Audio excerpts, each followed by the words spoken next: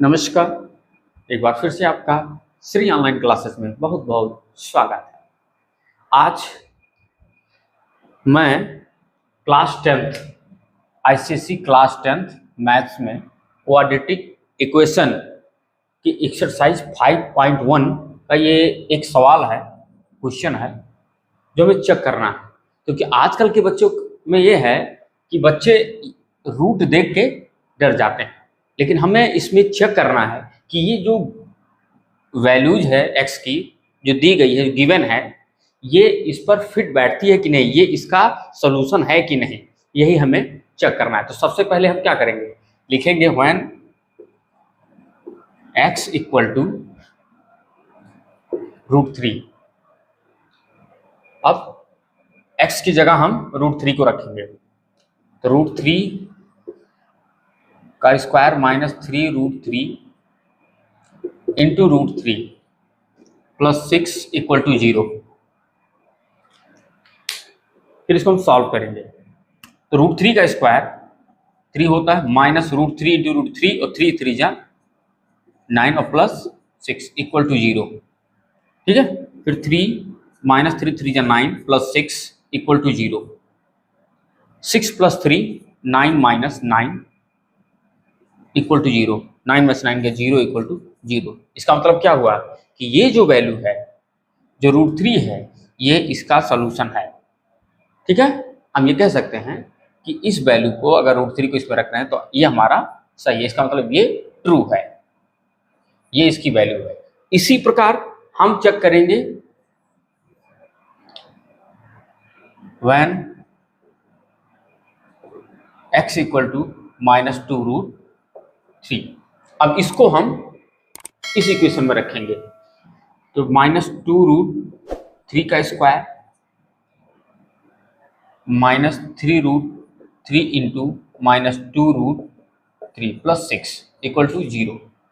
-2√3 का 2 2 या 4, √3 into √3 3 minus √3 का √3 में करेंगे 3 आ जाएगा, -3 का -2 में करेंगे तो प्लस 6 आ जाएगा, फिर प्लस 6, 4 3 या 12 प्लस 18 प्लस 6, 12 प्लस 6 ऐड कर लेंगे तो 18 plus 18 equal to 0 equal to 0 equal to 0, मतलब 36 इक्वल टू 0। इसका मतलब कि जो -2√3 है इज नॉट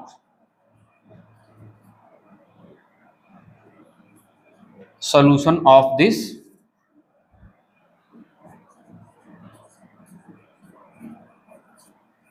इक्वेशन। अब मैं बताता हूं, ये तो देख लिया, बच्चे आजकल चाहे 9th के हो या 8th के हो या 10th के बच्चे, वो जब रूट देखते हैं तो घबरा जाते हैं।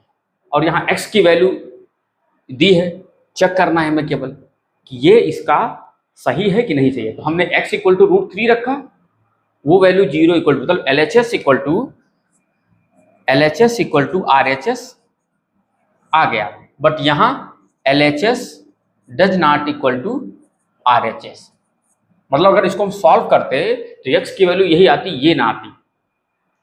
जो वैल्यू आएगी वो इसमें रखने के बाद आंसर उसका सही होगा, मतलब 0 इक्वल टू 0। जैसे हम पढ़ते हैं ना, sum of zeros product of zeros, polynomials में पढ़ते हैं, पॉलिनोमियल्स में बताया भी जाता है।